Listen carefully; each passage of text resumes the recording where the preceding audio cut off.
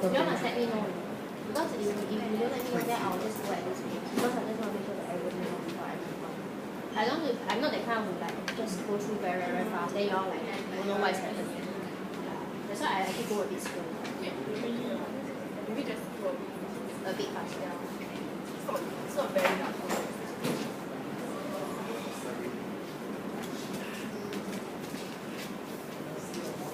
One more minute.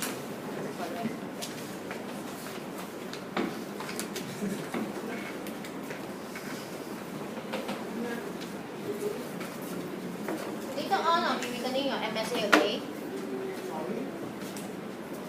It's here. When now?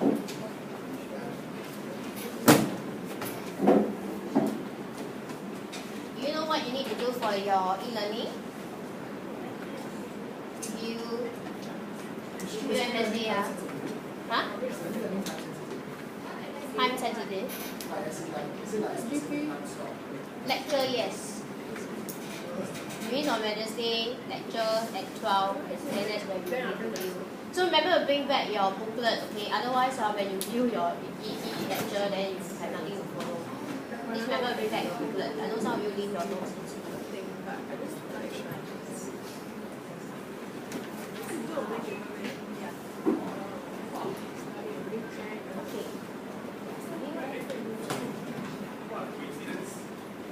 Hi, please.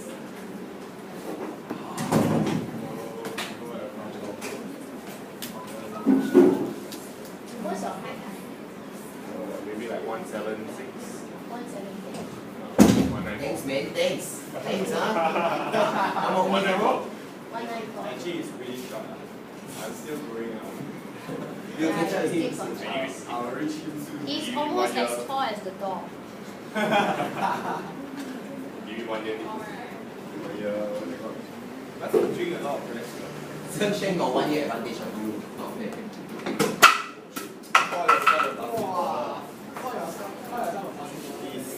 How old are you, Sun Shen? Yeah, he's so tall and big. Like really like kid. Huh? Young at heart. Okay, let's move on. Okay, today right, I'm going to just go through equilibrium level of national income. Alright? And multiplier, we'll go through in the next lesson that I see you. Can? Okay? So all of you should have a copy of the handouts. Okay, let's take a look at this question. Only 8 marks, but it is a very common question. Okay? There are 3 approaches that you have learned that we can use to explain equilibrium level of national income. Do you remember what are these 3 approaches? First one, start with C.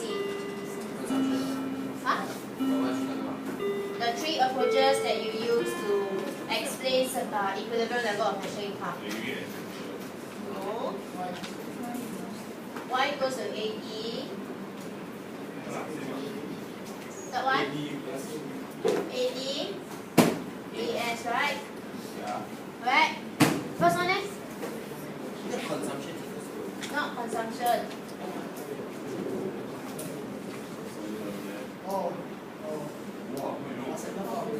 Yeah. Remember we just went through circular flow of income. Okay, later when we look at the multiplier process, okay, it has a link to your circular flow income. When you look at circular flow income, basically we are looking at the case where your injections must be equal to your withdrawals. Remember that? Yeah? Okay? So here we're going to look at the second approach, okay? Y equals to AE. Alright?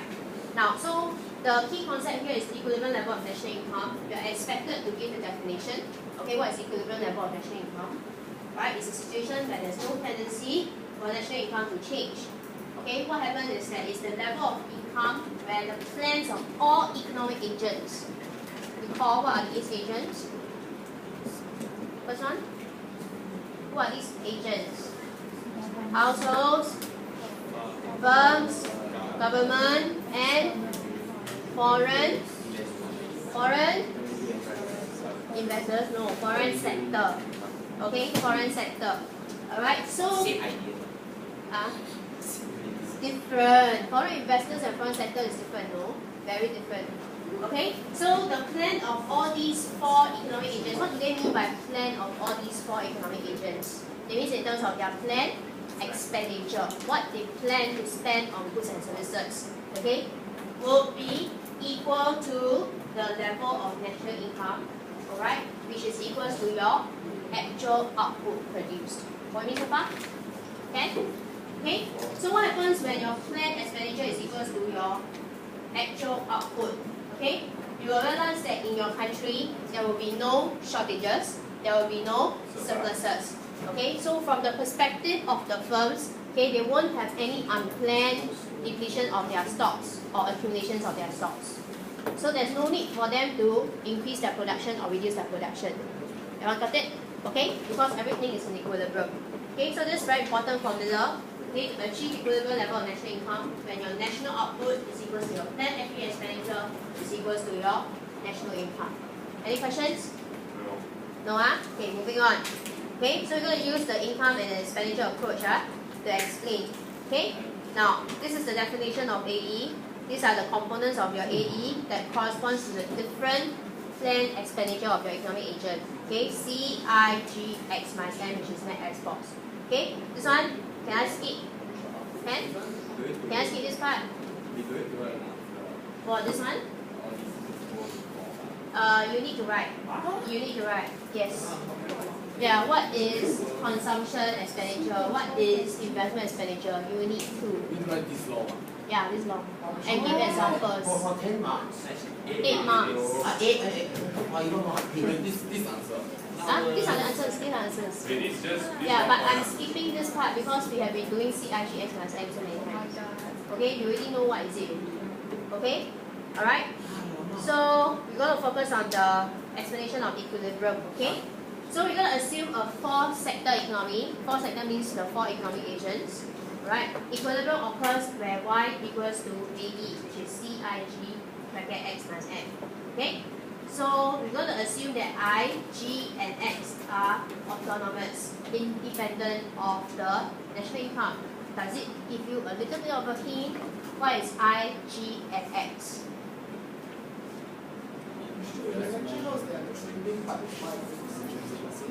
Y equals to C? Different. Y equals to C is only consumption, only by one economic agent, which is your household. Here we look at 4 sectors economies. Oh, so that's why we use Y equals to A. Yes, that's why we lose Y equals to A. And what did I just ask? What's IG and X? No. Oh yes, what is Y, G, and IG and X? These are what it stands for, right? But does it give you a hint as to one of the approach here on the board? I, G, and X. What are they? Yes. Okay, they are your injections. Okay, alright, and therefore they are assumed to be autonomous. Doesn't depend on the level of income. Okay, later on you're going to see a little bit more overlap with the two approaches. Okay, then it's easier for you to understand. Alright, now how do we draw the diagram?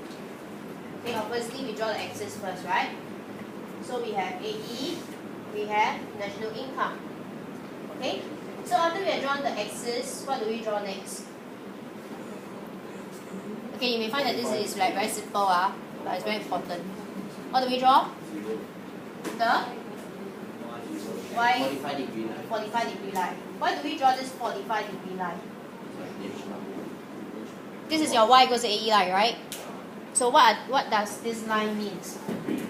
Equilibrium, or the potential equilibrium of national income of a country is represented by this 45 degree line, right? Reason? Because for this line, your actual output, okay, which is Y, is equals to your planned aggregate expenditure. Okay, so all these are your potential equilibrium, but looking at this line, I do not know where the economy is. Okay, so therefore I will need to draw my aggregate expenditure. Okay? Alright, so this is the planned aggregate expenditure of my country made by the 4 economic agents. Next question, why do we start at point A and not 0? Autonomous expenditure due to spending on your necessities, because even when your income is zero, okay, your households, for example, will still need to buy food, right? Buy water, they need to spend, okay? So that's why it starts from point A and not from the origin. Alright, so now, with these two lines, you realize that they intersect at this point, E. Okay, this will determine my equilibrium level of national income. Because at this point here, my planned expenditure is actually equals to my actual output that I produced. Everyone clear? Then, okay, so now I'm going to look at what happens when your national income is at Y0 and Y1. Okay, don't look at the screen first, don't look at your handouts, look at the board. Everybody look at the board. What happens when national income level is at Y0? Where is my planned aggregate expenditure? Here, right? Okay, so I'm going to label this as AE naught. Okay, what is the value of my output produced? I need to look at the 45-degree line, right? Okay, which is this point here. So let's say I label it as Y0. Now, so when I compare, what do I notice? My planned aggregate expenditure is more than my actual output produced. Okay, so what does this mean? It means that, for example, my economic agent planned, okay, to spend 2 million, but I'm only producing 2 million worth of goods and services. So what will occur in the economy? There will be shortages of goods and services. From the firm perspective, okay, there will be unplanned depletion of their stocks, their inventories, right? They need to take out goods from their stocks, their inventories, to meet the demand of the economic agents.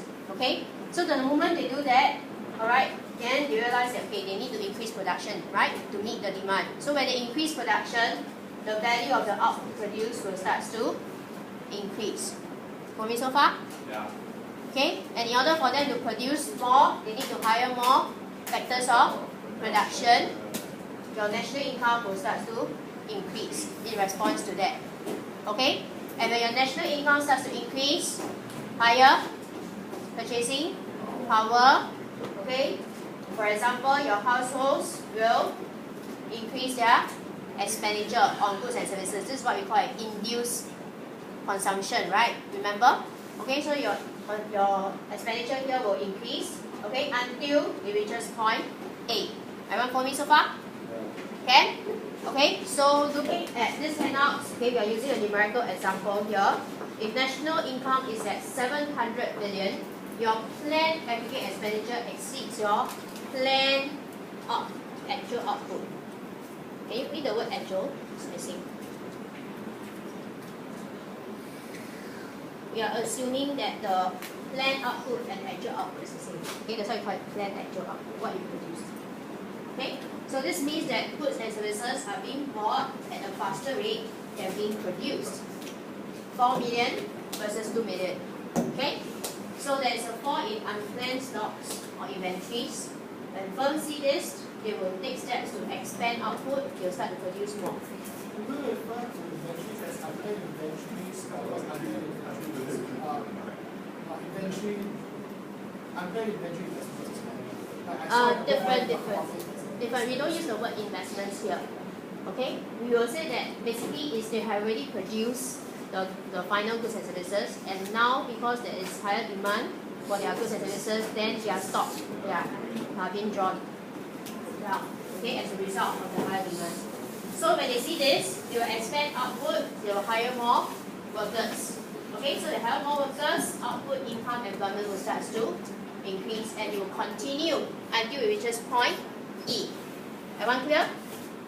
Can? Can? Okay, I'm going to give you 2 minutes. Can you do the reverse case? What happens when your national income is at Y1? According to your handouts, that's when your national income is at 900 billion. Can you try to fill in the blanks?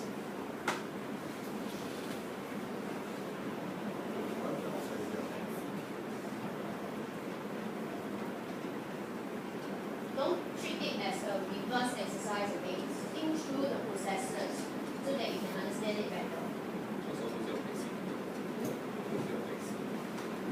Read carefully. There's a difference in the statement.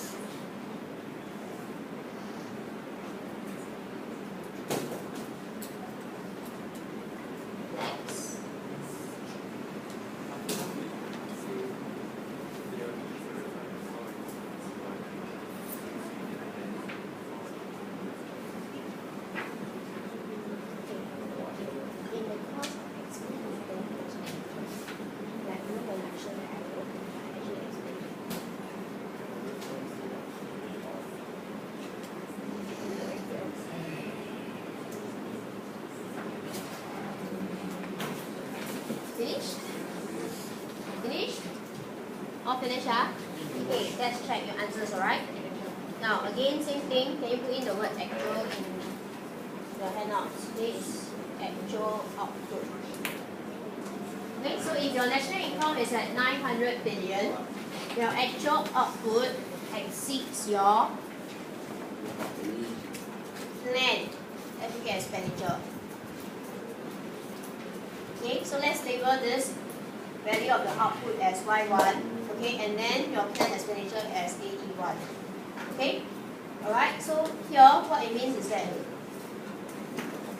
the value that you produce is, let's say, 10 million, but actually your economic agent only intends to spend 5 million worth of goods and services. Okay? So this will show that in the economy there will be what? Surpluses, right? Correct? Okay? So when there's surpluses, what will happen? Okay, there will be unplanned rise in inventory. Okay, you realize that in your warehouse, okay, you have accumulations of your stocks because people are not buying your goods. Okay, so therefore what will happen? Firms will react to cut back on their production. So when they cut back on their production, okay, it's movement down. Your Y goes to AE line. Okay, so how do they cut back? They may actually retrench workers. So national income will start to fall. And when national income starts to fall, your aggregate expenditure, in this case, induced aggregate expenditure will also start to fall. So for example, your households will cut back on their spending on goods and services as a result of a fall in their income level. Everyone clear? Okay, and some of them are being retrenched or laid off by the firms. So you'll continue until you reach this point, E. Clear? Can? Okay, so if your question is about equilibrium level of national income, this is what you need to do. It's somewhat like your price adjustment process. Here is explaining how, okay, the national income will become equilibrium again. Okay, so conclusion here, just re-illustrate the conditions for equilibrium level of national income. Now in your handouts, I only give you level 3 descriptor and marks, okay, because no one looking at 1 and 2. Level 3 should be the one that you should be aiming for. Okay, so what we require here is the application to explain equilibrium, okay, using adjustment process. It means you must show your arrow on your diagram. Okay, you must show your arrow on your diagram and clearly label diagram as well. Any questions for this part? No? Okay, I still have some time left. Okay, I'm going to move on a bit about the multiplier process. Okay, multiplier, the concept of multiplier. Okay, what is multiplier? You need to remember the definition. Okay, it's the number of times your national income change relative to an initial change in autonomous expenditure. Okay, most of the time we will be looking at I, G, and X. Okay, in response to a change in I, G, and X. Okay, so when one of these components change, it will lead to a multiplied change in national income in the same direction. What do I mean by that? So for example, I have an increase in I or G or X. It will lead to an increase in AE and therefore an increase in national income. Okay? How much it will increase, it depends on the multiplier size. So for example, let me just give you an example. Let's say a country now is in recession. Alright? The national income currently, okay, is, let's say, 100 million. Okay? But because it's a recession, the government wants to bring the economy out of recession, okay, and achieve a national income level of, let's say, 500 million. Okay, so by how much should the government increase the national income by? 400 million. Correct? Okay, so the usefulness of the concept of the multiplier is that, okay, it actually tells the government, do they need to increase G by this some amount of money? Answer is no. Okay, because the concept of multiplier tells us that perhaps you only just need to increase your government spending by 100 million, and if your K is equals to 4, you will be able to achieve this. Got me so far? Can? So it tells the government the extent to which how much they need to pump in into the economy. That's the usefulness, okay, of the knowledge of the multiplier. Okay, but of course, it may not necessarily be just G. This is from the perspective of government. Sometimes it can be due to an increase in I or X. Okay, so this is where we notice that, okay, if let's say we have many investors coming in, okay, let's say 100 million worth of investments, okay, coming into Singapore. So we want to know how much will my, let's say, real national income increase by. So this is where I make use of my knowledge of my multiplier. Clear? Can? Alright? Okay, so this is the formula, okay, for us to calculate the multiplier, okay, which is change in Y equals to K times the change in AE. Okay, you can move it around, okay, and get K equals to change in Y over change in AE. Okay, so again, we're going to look at a 4-sector economy. So a 4-sector economy, you will have these withdrawals. Okay, I'm not sure whether you remember. Wait,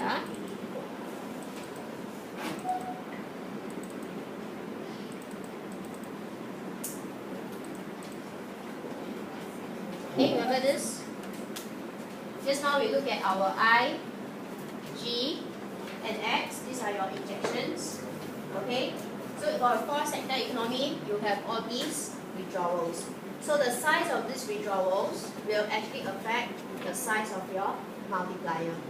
Okay? So this is what I meant. When you try to see the framework of income and expenditure approach, it actually overlaps with your circular flow of income.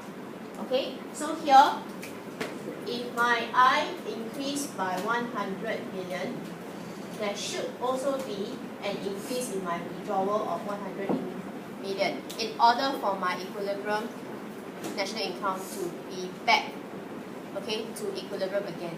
You get it? You get it? Okay? So how is it going to be so? This is where we explain the process later on. Okay? Alright?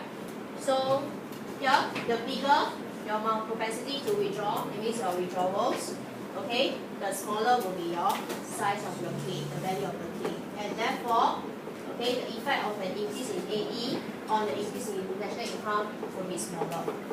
Remember this formula? Change in AE. So if I have a small multiplier size, okay, then in this case, I will have a smaller change in my national income. This is what is meant by that. Okay?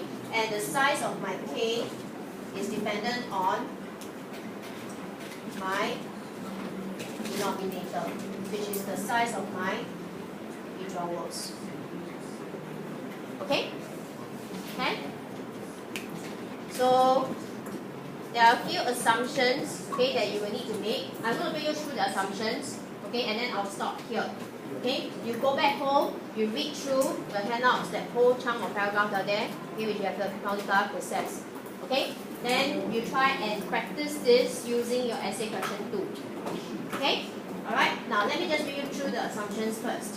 Okay, the assumption here is that I'm going to assume that for every $1 earned, okay, an economy is going to save 20 cents of this $1, 15 cents spent on imported goods and services, and 15 cents will be taxed away by the government.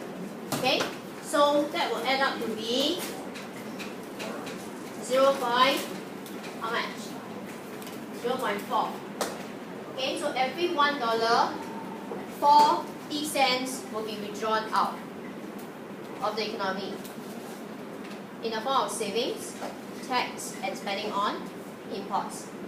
Okay, the balance 60 cents will be spent on goods and services. So again, if you look at your circular flow income, this will be your 40 cents for every $1 earned. Okay, and then 60 cents will be spent on goods and services produced by your domestic firms. Everyone clear? You see the similarity between the two approaches already? Okay, it's getting a bit clearer. Okay, so because I have made the assumption that MPW, which is MPS plus MPT plus MPN, equals to 0.4, my K will be equals to 0.25. I hope you know how to calculate this, right? K equals to 1 over 0.4. So that's how I get 2.5. Okay? Alright? Now, you may ask me, Miss Shu, do I need to use this set of figures? Answer is obviously no, but if you want to save time to memorize, that's easier. Okay, so that you know consistently, right? Whenever you explain multiply process, you always use the same figures. Then no need to think already. Okay, don't need to spend time thinking. Okay, and you can spend your time writing your essays. You don't have to be the same, but if you remember this set of figures, right, then you don't need to come up on your own. Because if you come up with your own figures, you have to calculate your own multiplier size.